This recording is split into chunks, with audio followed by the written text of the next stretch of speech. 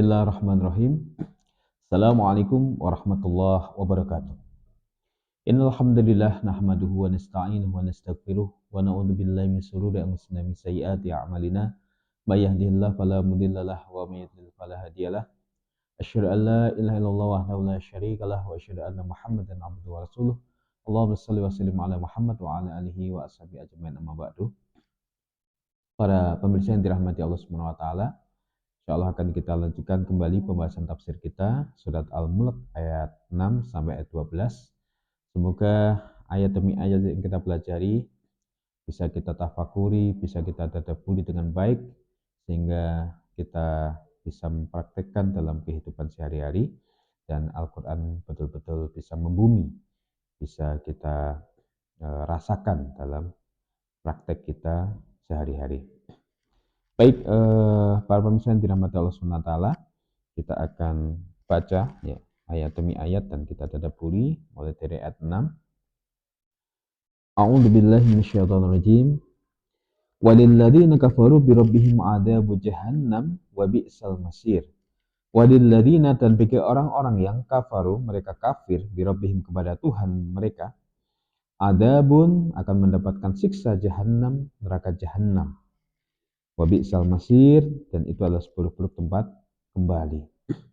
Ayat ini ada kaitan dengan ayat sebelumnya bahwa para setan, ya, setan-setan itu yang mencuri berita dari langit, ya, oleh Allah dilemparkan dengan percikan-percikan api dari bintang, yang mana bintang kemarin ada 3 fungsinya.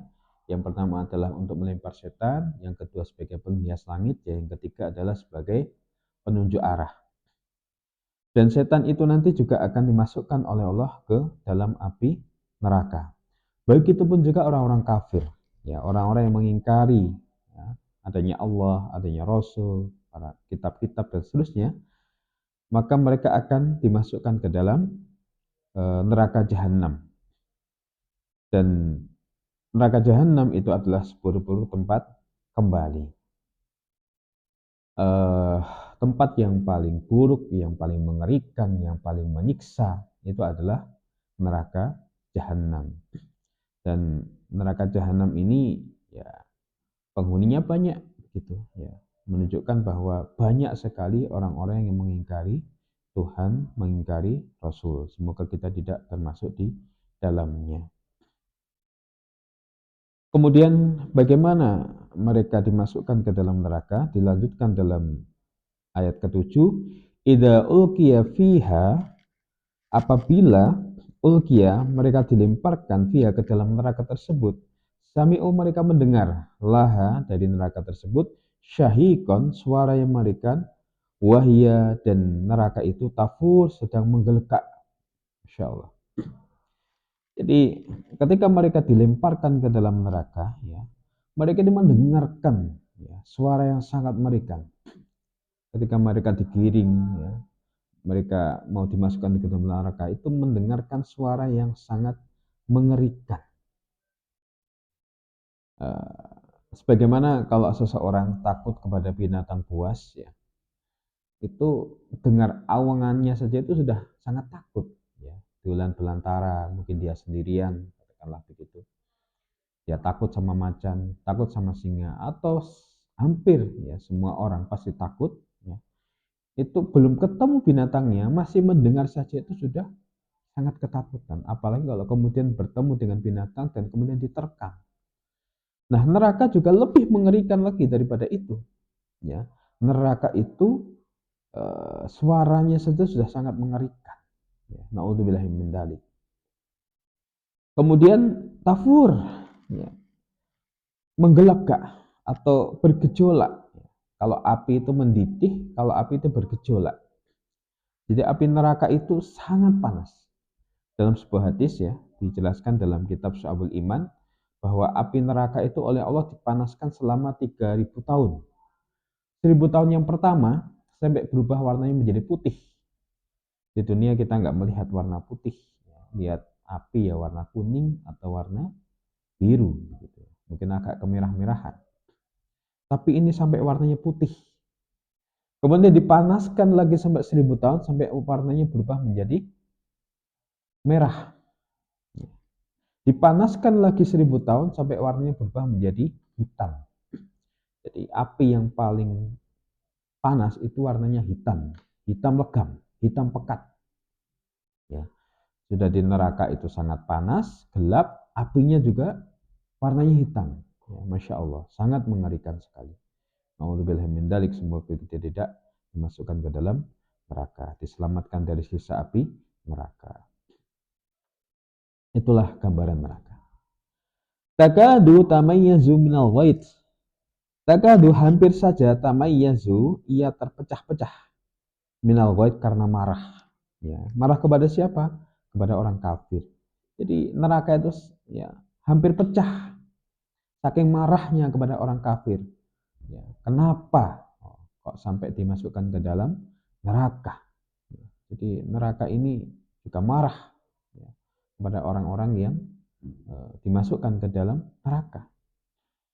Kullama setiap kali ulkiya dilemparkan fiha ke dalam neraka, ke dalam neraka, faujun sekelompok ya orang-orang kafir, sa'alahum ya ditanya kepada mereka, khazanatuha penjaga-penjaga neraka itu, alam apakah tidak pernah ya'tikum datang kepada kalian nadir seorang pemberi peringatan. Jadi heran neraka. Apa belum datang kepada kalian para nabi dan rasul? Apa belum datang kepada kalian para dai, para ustadz yang telah mengingatkan kalian akan adanya hari pembalasan ini? Ya, jadi para penghuni neraka menanyakan itu, heran kenapa kok masih sampai masuk ke dalam neraka? Padahal sudah didatangkan para nabi, para rasul, para dai yang melanjutkan risalah para nabi. Kemudian mereka menjawab, qalu bala qad ja'ana nadhir. Qalu mereka berkata, bala benar ada. Qad sungguh ja'ana nadhir telah datang kepada kami nadhir seorang pemberi peringatan. Mereka mengakui itu, sudah datang kepada kami pemberi peringatan, sudah datang kepada kami para nabi dan rasul. Tapi apa yang mereka lakukan? Fakadzabna wa qulna ma nazzalallahu min syai'. Lalu kami dustakan, ya. Wa qulna dan kami mengatakan ya, kepada para nabi dan rasul tersebut, ma nazzalallahu min syai', tidaklah ya Allah menurunkan sesuatu, Allah menurunkan ya dari sesuatu pun.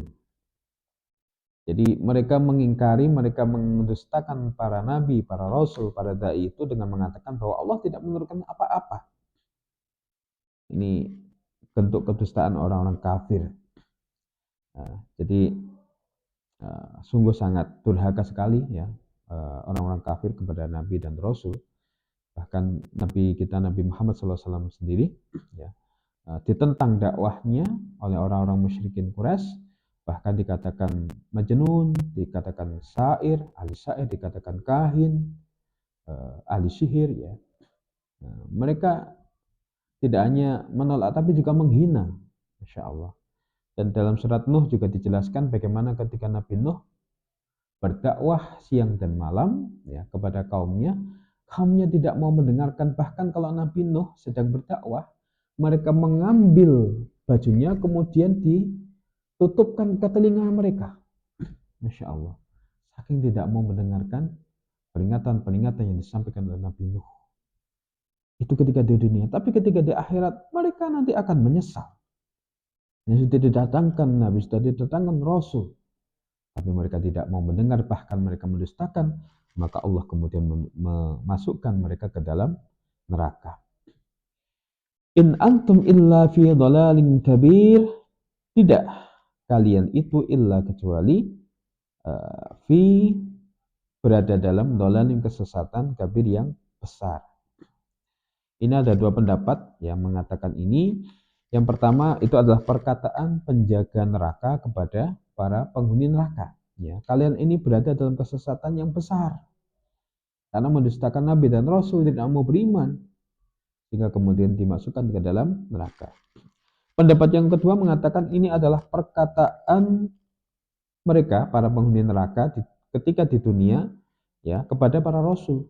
Ya, jadi mereka menuduh para Rasul ini orang-orang sesat. ya, padahal mereka yang sesat, ya.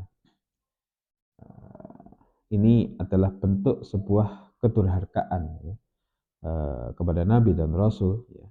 Banyak para Nabi dan Rasul yang dianggap orang-orang musyrik, orang-orang kafir ini sebagai orang-orang sesat, padahal sesungguhnya mereka sendiri yang sesat.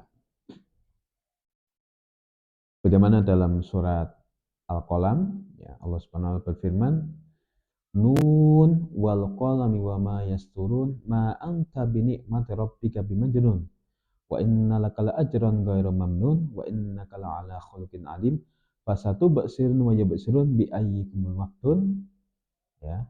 Jadi bi ayyikumul maftun, siapa di antara kalian yang tersesat, yang gila, ya. Itu akan terbukti nanti ketika di akhirat. Baik, kita akan lanjutkan kembali. Kemudian Allah berfirman, wa qalu law kunna nasma'u aw na'qilu ma kunna fi ashabis sa'ir. Wa qalu, dan mereka berkata, kalau saja kunna, kami dulu, nasma'u, kami mendengarkan, atau na'qilu, kami memikirkan, kemudian kami beriman, niscaya tidaklah kunna, kami berada dalam ashabi, golongan penghuni as-sa'ir, neraka yang menyala-nyala. Ini adalah bentuk penyesalan mereka. Mereka berandai-andai. Seandainya dulu ketika dunia itu mau mendengarkan para nabi dan para rasul, mendengarkan para dai, para ustadz, ya, untuk kemudian taat kepada Allah dan Rasulnya dan meninggalkan apa yang dilarangnya, ya. Kemudian atau mereka memikirkan, ya, secara objektif saja mungkin, bahwa alam semesta ini ada yang menciptakan, tidak mungkin ada dengan sendirinya. Yang menciptakan itu adalah Allah Subhanahu wa taala, ya. Mereka tidak akan menjadi penghuni neraka. Mereka akan selamat dari neraka. Ya. Inilah angan-angan mereka ketika di akhirat nanti. Berandai-andai, tapi berandai-andai kalau sudah di akhirat tidak ada gunanya. Karena tempat kita memperbaiki diri, tempat kita bertaubat itu adalah di dunia. Karena dunia itu adalah ladang amal atau tempat beramal, darul amal.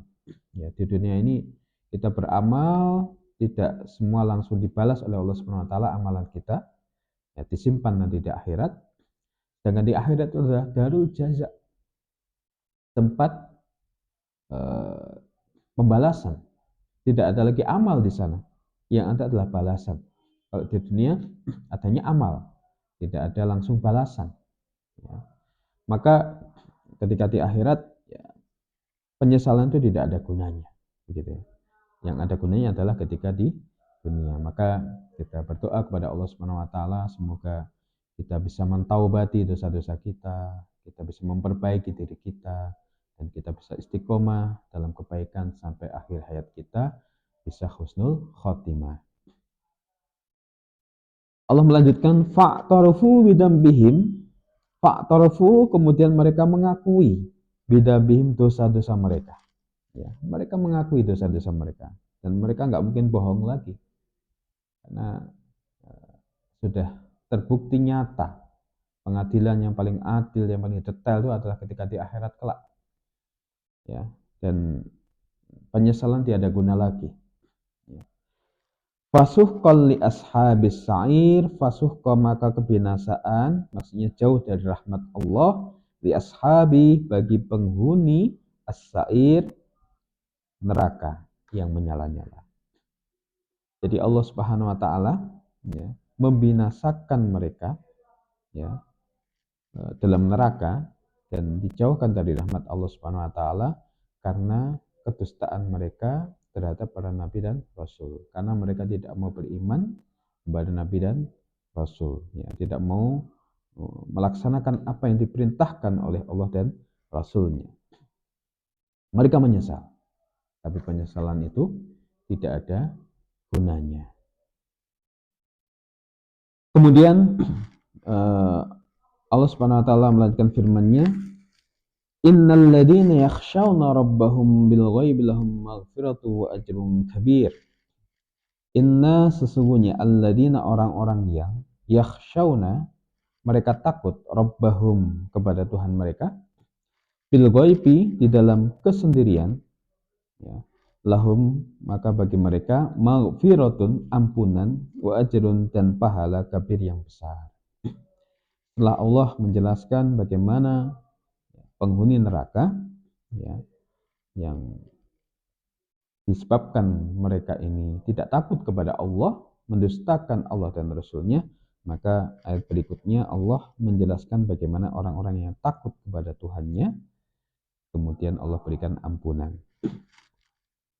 Innal ladzina yakhshawna rabbahum bil ghaibi, sesungguhnya orang-orang yang takut kepada Tuhan mereka dalam kesendirian, ini ada dua pendapat, ya.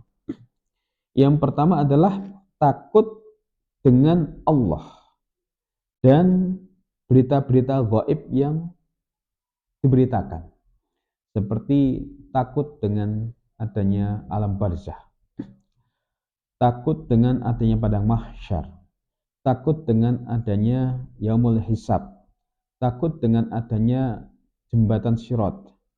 Semua itu gaib, tapi diyakini, diimani bahwa itu ada dan takut terhadap hal tersebut. Dengan takut itu kemudian melahirkan sikap positif untuk menyiapkan diri menghadapinya. Ini yang benar. Jadi orang kalau tidak takut kepada hari kiamat, ya, dan alam akhirat, pasti dia akan menyepelekan kehidupan ini, bahkan dia akan menghalalkan segala macam cara untuk mencapai tujuan. Dia tidak takut dosa. Dia tidak berharap pahala karena menganggap akhirat tidak ada, sebagaimana orang ateis itu. Nah, kita sebagai orang beriman meyakini bahwa alam kubur itu ada, bahwa hari kebangkitan itu ada, di mana kita akan dibangkitkan oleh Allah sesuai dengan amalan-amalan kita. Kalau di alam kubur, ya, kita nanti akan ditanya oleh malaikat Munkar dan Nakir, ya, siapa Tuhanmu, siapa nabimu, apa agamamu, ya. Kalau sampai salah menjawab, maka kita akan disiksa. Ya. Di padang mahsyar, ketika matahari berada di atas kepala kita, ya, dengan dekat dan sangat panas, ya. Semua orang tidak berbusana, tidak beralas kaki, ya. Ketika itu manusia mencari syafaat, ya, untuk segera dipercepat pengadilan karena sudah sangat kepanasan, tersiksa. Mereka mendatangi Nabi Adam, tapi Nabi Adam tidak berkenan, ya, untuk memberikan syafaat dan merasa tidak bisa karena pernah melakukan dosa memakan buah khuldi. Kemudian direkomendasikan datang kepada Nabi Musa dan Nabi Ibrahim, ya. Tapi Nabi Ibrahim juga tidak berkenan. Kemudian direkomendasikan datang kepada Nabi Musa juga tidak berkenan. Direkomendasikan datang kepada Nabi Isa juga tidak berkenan. Direkomendasikan kepada Nabi Muhammad, lalu Nabi Muhammad kemudian bersujud kepada Allah, berdoa kepada Allah dengan diawal dengan pujian-pujian yang bisa pada waktu itu saja. Dan kemudian Allah berkenan mengabulkan doa Nabi Muhammad untuk kemudian dimulailah hari penghisaban. Itu adalah sesuatu yang mengerikan dan sesuatu yang gaib. Tapi bagi orang yang beriman, ya, dia takut menghadapi hari itu dan dia kemudian menyiapkan diri untuk menghadapi hari itu karena hari itu pasti akan terjadi. Hari itu pasti akan terjadi. Belum lagi kemudian di Sirat, bagaimana melewati jembatan yang lebih kecil daripada rambut, lebih tajam daripada pedang, yang kalau tidak bisa melewatinya akan masuk ke dalam neraka. Ya, itu semua adalah perkara-perkara yang gaib. Ya, nah, bagi orang yang beriman, ya, takut, tapi takutnya itu diwujudkan dalam bentuk menyiapkan diri dengan taat beribadah kepada Allah supaya nanti diselamatkan pada hari-hari yang menyulitkan tersebut. Kemudian pendapat yang kedua adalah takut ketika bersendirian. ya. Jadi takut kepada Tuhan ya, dalam kesendirian. Ini juga sebuah amalan yang luar biasa. Karena dalam kesendirian ya, kadang-kadang ya setan lebih mudah menggoda kita, dan dari situ kemudian kita bebas melakukan apapun. Ya, apalagi sekarang zaman medsos, ya, kita pegang HP bisa lihat apapun. Ya, mau lihat yang baik maupun yang buruk, ya. Semoga Allah melindungi kita dari kita bermaksiat di waktu sendiri, ya, dan jangan sampai kemudian itu menjadi sebuah kebiasaan. Maka Nabi berdoa, nas'aluka khasyatika bil ghaibi wasyahadah. Aku mohon kepadamu ya Allah dari rasa takut kepadamu dalam kesendirian maupun dalam kondisi ramai. Ya. Karena banyak orang itu yang takut ya kepada manusia lebih besar takutnya daripada takut kepada Allah Subhanahu wa taala. Nauzubillah min dzalik. Maka orang yang dia dalam kesendirian ini ya, kemudian takut kepada Allah, bahkan berzikir sampai menangis, ini termasuk dari golongan 7 golongan yang akan mendapatkan naungan Allah di padang mahsyar nanti, yang tidak ada naungan selain naungan dari Allah Subhanahu wa taala. Jadi seseorang yang berzikir ya dalam kesendirian, kemudian dia menangis karena takut dan rindu kepada Allah Subhanahu wa taala. Ya, semoga kita termasuk orang tersebut. Nah, dalam ayat ini disebutkan bahwa orang-orang yang takut kepada Allah Subhanahu wa taala dalam kesendirian ya, dan kepada yang gaib, maka bagi mereka diberikan ampunan. Ya. Jadi Allah tidak memerintahkan beristighfar ini, tapi Allah berikan ampunan dan pahala yang besar. Ya. Kenapa? Karena mereka orang-orang yang semangat beribadah dalam kesendirian. Ya, dalam kesendirian. Jadi dalam kesendirian malah semangat beribadah. Biasanya orang kalau riya, dia akan semangat beribadah ketika dilihat orang. Yang kedua, karena dia takut kepada Allah dalam kesendirian. Karena dia takut kepada Allah dalam kesendirian. Karena kesendirian sudah kita jelaskan tadi bahwa orang yang sendiri itu godaannya lebih besar daripada bersama-sama. Makanya kita diperintahkan untuk hidup berjamaah. Dalam syafar saja kita juga kalau bisa berjamaah, dan harus ada pemimpin syafar tersebut supaya apa? Bisa saling mengingatkan. Itu lebih mudah ketika kita bersama-sama untuk taat kepada Allah. Tapi dalam kesendirian ini tidak mudah.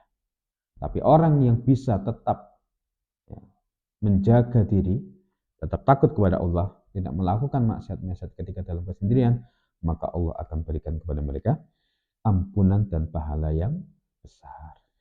Demikian yang bisa kami sampaikan, semoga bermanfaat. Wabillahi taufiq wal hidayah. Assalamualaikum warahmatullahi wabarakatuh.